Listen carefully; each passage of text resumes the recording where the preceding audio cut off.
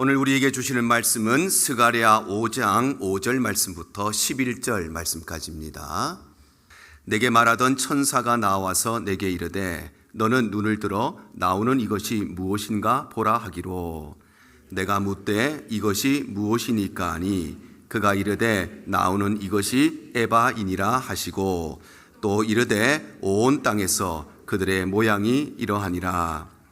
이 에바 가운데에는 한 여인이 앉았느니라 하니 그때에 둥근 납 한 조각이 들리더라.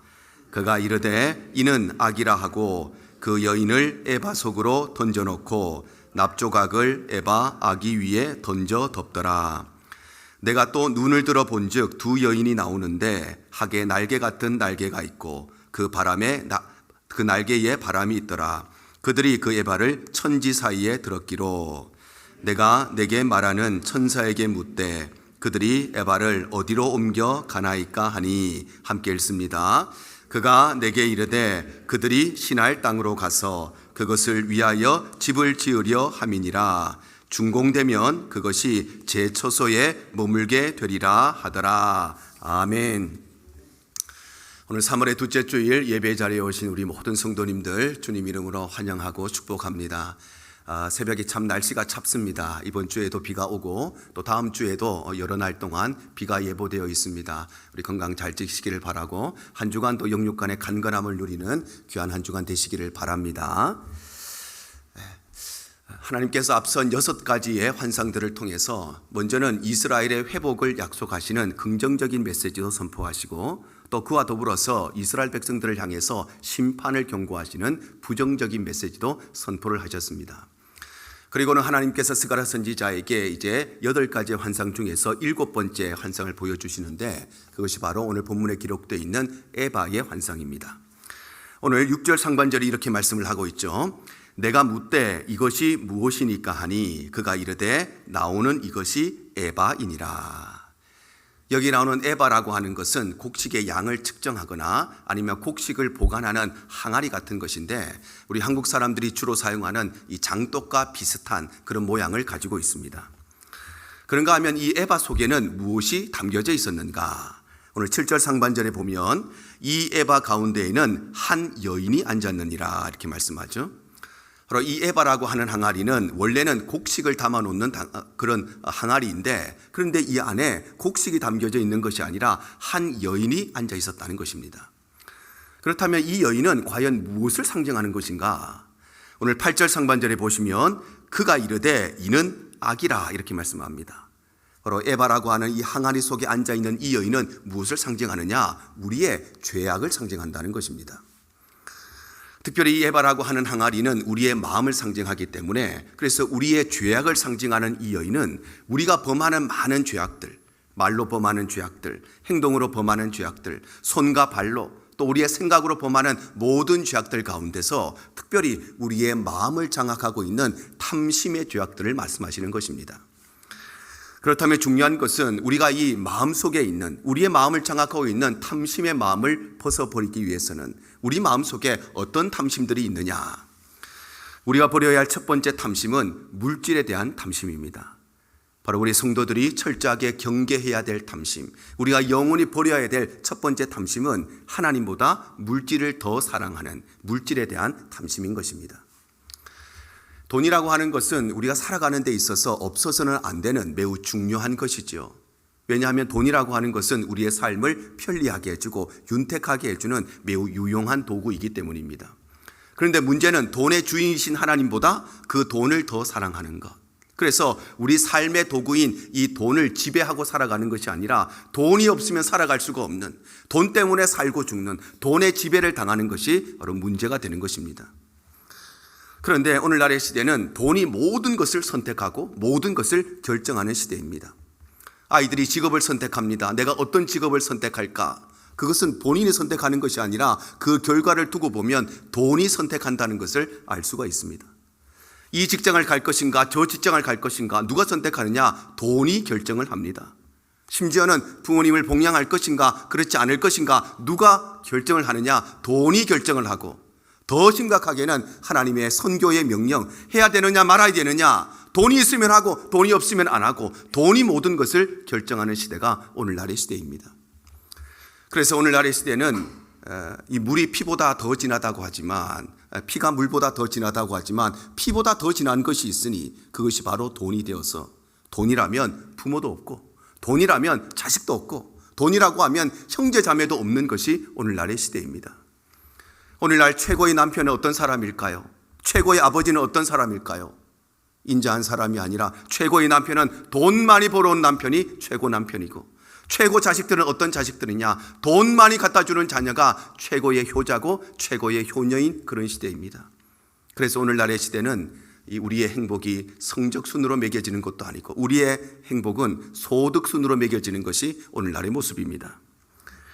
이처럼 물질에 대한 탐심이라고 하는 것은 하나님보다 돈을 더 사랑하는 것이기 때문에, 그래서 이 물질에 대한 탐심이 우리의 우상이 될 때가 있는 것입니다. 예수님께서 공생의 마지막으로 유대에서 사역하실 때 한 사람이 예수님을 찾아와서 이렇게 이야기했습니다. 마가복음 10장 17절입니다. 예수께서 길에 나가실새 한 사람이 달려와서 꿇어 앉아 묻자오되, 선한 선생님이여, 내가 무엇을 하여야 영생을 얻으리이까? 바로 이 사람이 예수님을 찾아왔는데, 이 사람이 예수님을 찾아할 때 어떻게 찾아왔느냐? 달려와서 찾아왔다는 것입니다.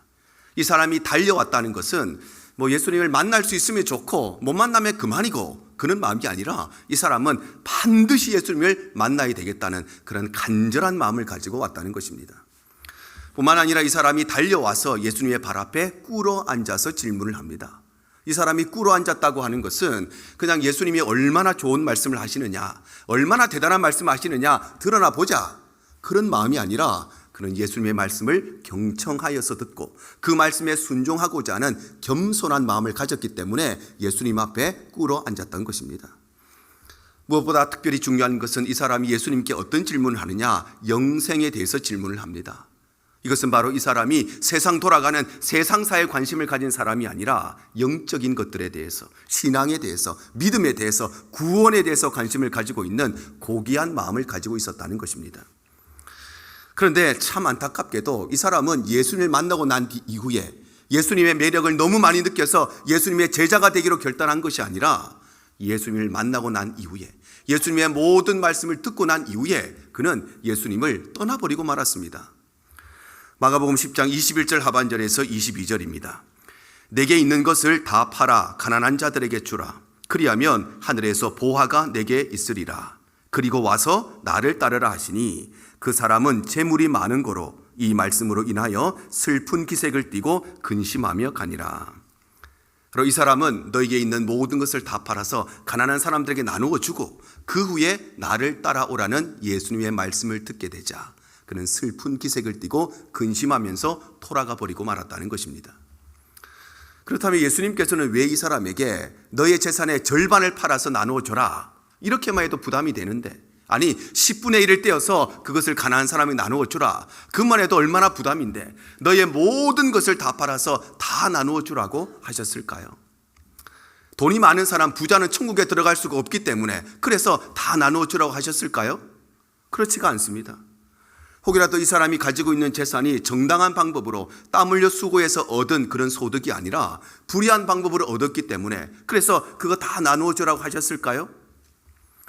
예수님께서 이 사람에게 네게 있는 모든 것을 다 팔아서 가난한 사람들에게 나누어 주고 그 후에 나를 따라오라고 말씀하시는 것은, 과연 이 사람이 진짜로 돈보다 영생을 더 귀하게 여기는 사람인가?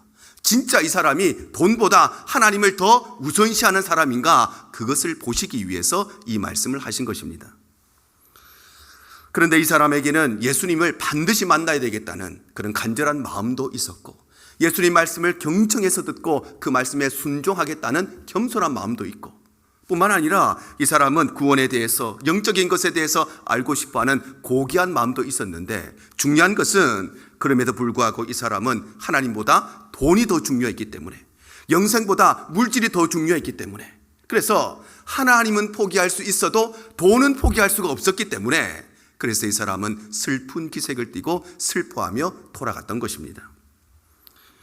엘리사의 사환이었던 게하시가 나병에 걸리게 된 이유도, 아골 골짜기의 주인공인 이 아간이 심판을 받게 된 것도, 가룟 유다가 예수님을 팔고 극단적인 선택을 하게 된 것도 바로 이들은 모두 다 하나님보다 물질을 더 우선시함으로써 예수는 포기할 수 있고 하나님은 포기할 수 있어도 돈은 포기할 수가 없었기 때문에, 그래서 이 물질이 이들에게 우상이 되고 탐심이 되어 버렸기 때문입니다. 사랑하는 성도 여러분, 그런데 우리의 삶에도 돈이 우리의 우상이 되고 돈이 우리의 탐심의 대상이 되지는 않으셨습니까? 그래서 하나님보다 돈이 더 우선시 되어서 하나님보다 돈 되는 일에 내 마음이 가 있고 하나님을 예배하는 것보다 돈에 우리의 모든 삶에 초점이 맞춰져 있지는 않으십니까? 옛날 격언에 돈이 말하면 진리가 침묵하고 진리가 말하면 돈이 침묵한다, 이런 격언이 있습니다. 바로 돈이 우리의 삶에 말하기 시작하고 돈이 우리의 삶에 영향력을 발휘하기 시작하고 돈이 우리의 삶에 중요한 것들을 선택하고 결정하기 시작하면 진리의 말씀이 우리의 삶에 힘을 잃어버린다는 것입니다. 그래서 우리는 이 물질에 대한 탐심을 더욱더 철저히 경계하고 또한 영원히 버려야 하는 것입니다. 그럴 때에 우리는 물질에 얽매이는 사람이 아니라 하나님께 얽매이는 사람이 되고, 우리는 하나님을 내 삶의 최우선순위로 살아가는 참된 믿음의 삶을 살아가게 되는 것입니다. 또한 우리가 버려야 할 두 번째 탐심은 자녀에 대한 탐심입니다. 바로 우리 성도들이 경계해야 되는 것, 우리 성도들이 버려야 하는 두 번째 탐심은 하나님보다 자녀를 더 사랑하는 자녀에 대한 탐심인 것입니다.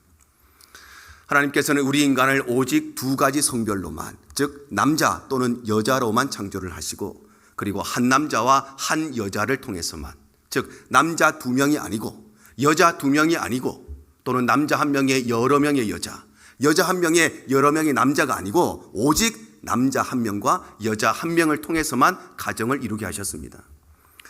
그리고 이러한 하나님의 뜻과 계획에 합당한 가정에 열매를 주시는데, 선물을 주시는데, 그것이 바로 자녀인 것입니다. 시편 127편 3절이 이렇게 말씀을 합니다. 보라, 자식들은 여호와의 기업이요 태의 열매는 그의 상급이로다. 바로 자녀들은 부모의 수고를 통해서, 부모의 공로를 통해서 얻는 것이 아니라 하나님께서 선물로 주시는 태의 열매라는 것입니다. 그래서 이 땅의 재물은, 이 땅의 성공은, 이 땅의 능력은 사람의 노력을 통해서, 수고를 통해서, 공로를 통해서 얻을 수 있지만 유일하게 우리의 자녀들만은 하나님께서 주셔야만 얻을 수 있는 것이 바로 우리 자녀들인 것입니다. 그래서 성경은 이 자녀가 부모의 기업이 아니라 여호와의 기업이라고 말씀하시는 것은 자녀는 하나님께로부터만 받을 수밖에 없기 때문입니다. 이처럼 이 자녀에 대한 탐심은 하나님보다 자녀를 더 사랑하는 것이기 때문에 이 자녀에 대한 탐심이 우리에게 때때로 우상이 될 때가 있는 것입니다. 그래서 하나님께서는 아브라함에게 하나밖에 없는 독자 이삭을 번제로 바치라고 말씀하시죠. 창세기 22장 2절입니다.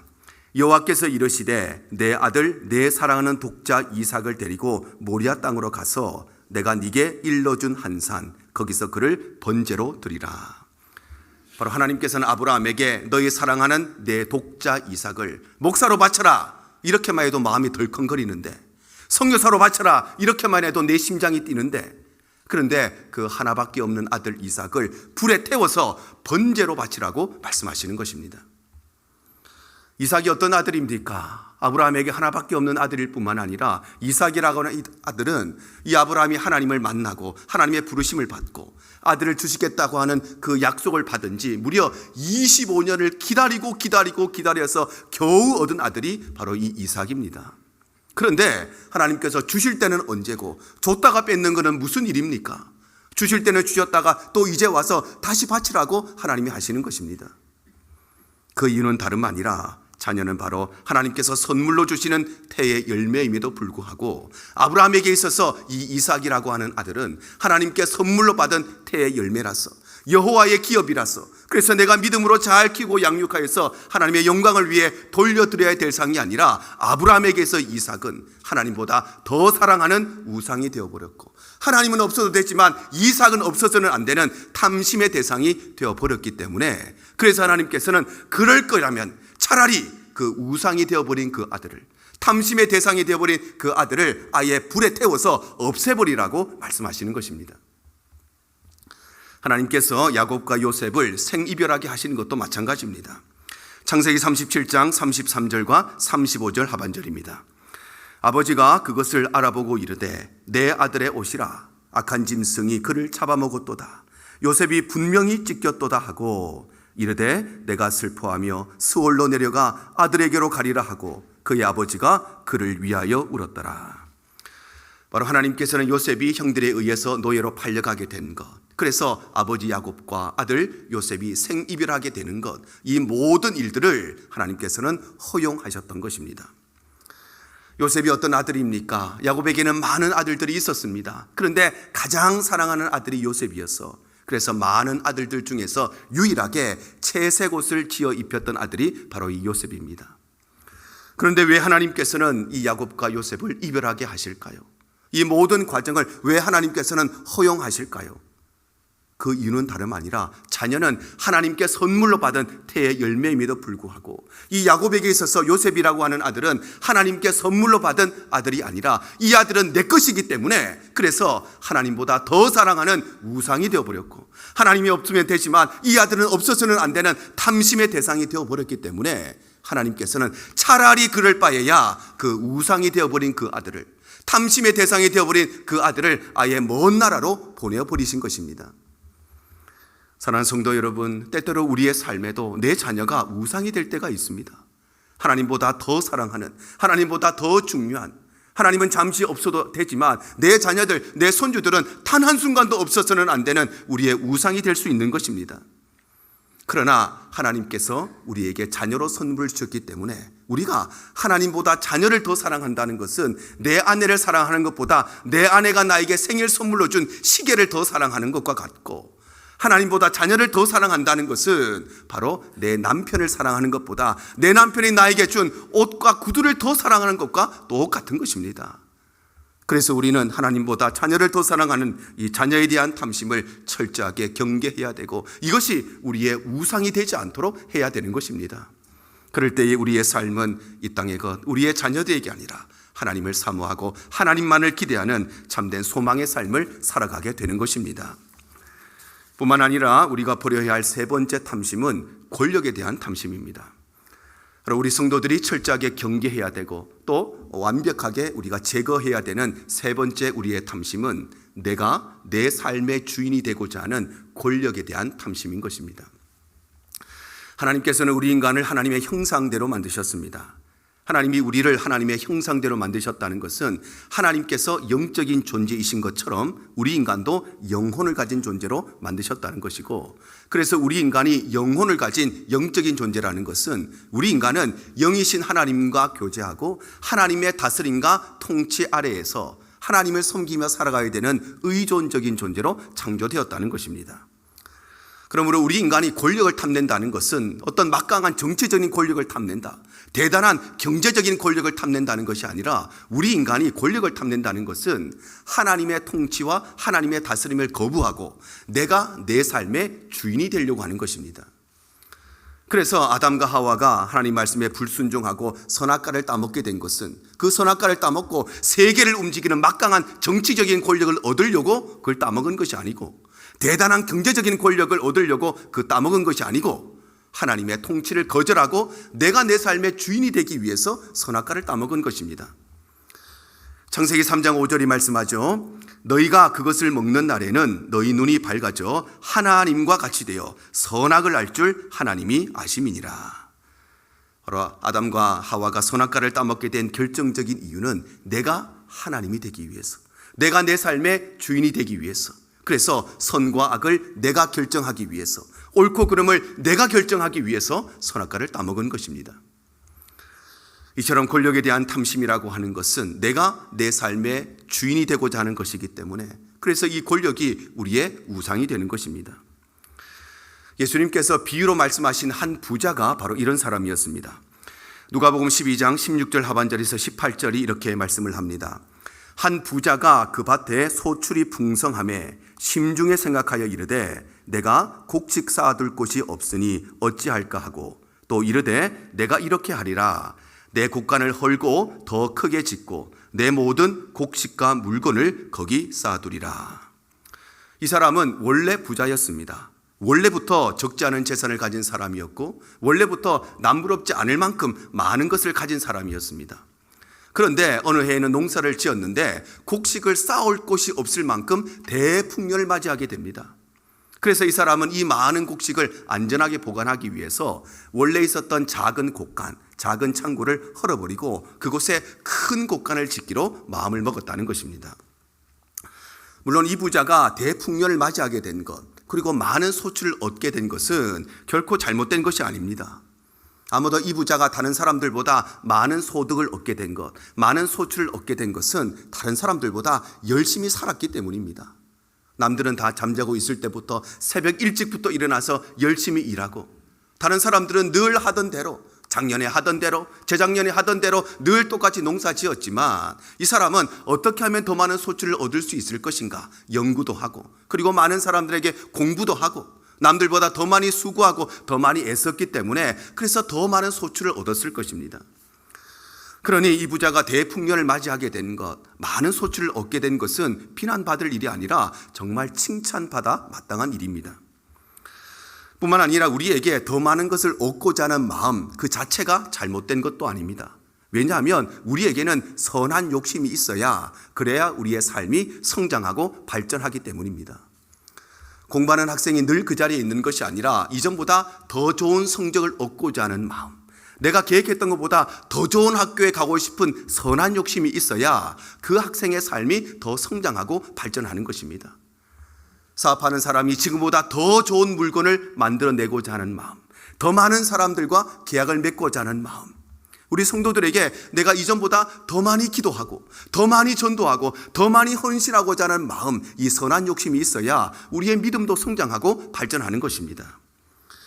그런데 문제는 이 부자의 마음에, 이 부자가 돈이 많은 것이 문제가 아니라 이 부자의 마음에는 내가 내 삶의 주인이 되고자 하는 이 권력에 대한 탐심이 있었다는 것입니다. 그래서 이 부자는 자기 자신에게 스스로 이렇게 이야기를 합니다. 17절 하반절에서 18절입니다. 내가 곡식 쌓아둘 곳이 없으니 어찌할까 하고 또 이르되 내가 이렇게 하리라. 내 곡간을 헐고 더 크게 짓고 내 모든 곡식과 물건을 거기 쌓아두리라. 바로 이 부자는 모든 것을 내가 생각하고 모든 것을 내가 계획하고 모든 것을 내가 선택하고 모든 것을 내가 결정하는 내 삶의 주인이었던 사람이 바로 이 부자였던 것입니다. 그러니 이 부자의 문제는 돈이 많았던 것이 문제가 아니라 내가 내 삶의 주인 노릇을 하려고 했던 것이 이 부자의 문제였던 것입니다. 사랑하는 성도 여러분, 우리도 살아가다 보면 바로 이것이 우리의 우상이 되고 그래서 내가 내 삶의 주인이 되어서 살아갈 때가 얼마나 많이 있습니까? 여러분, 세상에서 가장 위험한 신이 어떤 신인지 아십니까? 우리 그리스도인들에게 가장 위험한 신은 다름 아니라 나 자신인 것입니다. 이 땅에 그 어떤 우상이 우리에게 가장 큰 위협이 아니라 나 자신이 우리를 위협하는 가장 큰 우상이 되는 것입니다. 그래서 우리는 내가 내 삶의 주인이 되려고 하는 이 권력에 대한 탐심을 제거하고 버려야 하는 것입니다. 그래서 우리가 하나님을 내 삶의 주인임을 고백하고 살아갈 때에 우리는 하나님의 다스림과 하나님의 통치 아래에서 하나님의 은혜를 누리는 참된 은혜의 삶을 살아가게 될 줄로 믿습니다. 뿐만 아니라 우리가 버려야 할 네 번째 탐심은 명예에 대한 탐심입니다. 우리 성도들이 경계해야 되는, 우리 성도들이 제거해야 되는 우리 마음의 탐심은 바로 내 이름을 드러내고자 하는 명예에 대한 탐심. 예수 그리스도의 십자가가 아니라 나의 공로를 드러내고자 하는 이 명예에 대한 탐심을 우리가 제거해야 되는 것입니다. 사람은 누구나 인정을 받고 싶고 누구나 칭찬받고 싶은 마음이 있지요. 그런데 우리 한국 사람들은 누군가를 인정해 주는 것, 누군가를 칭찬해 주는 것이 참 인색한 것이 사실입니다. 그래서 60점 맞던 아이가 80점을 맞아옵니다. 그럼 미국 부모들은 그렇게 칭찬을 해 줍니다. 별것도 아닌 것 같은데 60점에서 80점을 맞아오면 브라보, 굿잡, 마치 이 아이가 노벨상 탄 것처럼 칭찬을 해 주지요. 근데 우리 한국 부모들은 그렇지가 않습니다. 60점 맞던 아이가 80점을 맞아오면 오히려 그 아이에게 봐, 엄마가 이야기했지, 넌 머리가 나쁜 게 아니라 노력을 안 하는 게 문제야, 그렇게 야단을 친다는 것입니다. 그런데 이 아이가 열심히 공부해서 이제 80점에서 90점을 맞아왔습니다. 그러면 그때라도 이 아이에게 칭찬을 해줘야 되는데 그때도 한국 부모는 칭찬해 주지 않습니다. 거 봐, 엄마 말이 맞지? 하면 되잖아. 다음에는 100점 한번 해보자. 그렇게 이야기한다는 것이에요. 그런데 이 아이가 더 열심히 공부해서 100점을 맞아왔습니다. 더 이상 올라갈 데가 없는 것입니다. 그러면 칭찬을 해줘야 마땅한데 우리 한국 부모들은 그렇지 않습니다. 지금부터 시작이야. 방심하지 마. 앞으로 이 성적 계속 유지해야 돼. 여러분, 우리 인간은 지적을 통해서 성장하는 존재가 아니라 우리는 칭찬과 인정과 서로 간의 사랑을 통해서 성장하는 존재인 것입니다. 그런데 문제는 하나님의 인정을 받고 하나님의 칭찬을 받는 것이 아니라 사람의 칭찬에 목말라 하고 사람의 인정을 받고자 하는 것. 그래서 하나님의 이름을 드러내는 것이 아니라 내 이름을 드러내려고 하는 것. 예수의 십자가를 드러내는 것이 아니라 내 공로를 드러내려고 하는 이 명예에 대한 탐심이 우리의 우상이 되는 것입니다. 그래서 마귀는 예수님을 시험하면서 이렇게 유혹을 하죠. 마태복음 4장 8절과 9절입니다. 마귀가 또 그를 데리고 지극히 높은 산으로 가서 천하 만국과 그 영광을 보여 이르되 만일 내게 엎드려 경배하면 이 모든 것을 내게 주리라. 바로 마귀는 예수님을 높은 산으로 데리고 와서 천하 만국과 그 영광을 보여주면서 나에게 절하면 이 모든 것을 주겠다고 예수님을 유혹했던 것입니다. 마귀는 매우 간교한 존재이지요. 간교하다는 것은 일반적인 지혜가 아니라 아주 탁월한 지혜를 가지고, 그리고 일반적인 계획이 아니라 아주 세밀하고 철저하고 정교한 계획을 가지고 이 모든 것을 악한 일에 사용한다는 것입니다. 그래서 마귀는 교회를 공격할 때에, 마귀는 우리 성도들을 공격할 때에 대충 되는 대로 공격하지 않습니다. 정교한 계획을 가지고 반드시 저 사람을 무너뜨려야겠다는 마음을 가지고 우리를 대적하는 것입니다. 그러니 마귀가 이 예수님을 유혹할 때도 대충 한번 되는 대로 예수님을 유혹한 것이 아니라 반드시 예수님을 무너뜨리겠다는 정교한 계획을 가지고 예수님께 접근했는데 그것이 바로 명예에 대한 탐심이었던 것입니다. 왜냐하면 이 명예에 대한 탐심은 그 누구도 자유로울 수가 없기 때문입니다. 예수님의 제자들도 마찬가지입니다. 누가복음 22장 24절입니다. 또 그들 사이에 그중 누가 크냐 하는 다툼이 난지라. 바로 예수님의 제자들 사이에 누가 큰 사람인가, 내가 더 많은 인정을 받고 칭찬을 받는 사람인가, 이것 가지고 서로 다툼이 일어났다는 것입니다.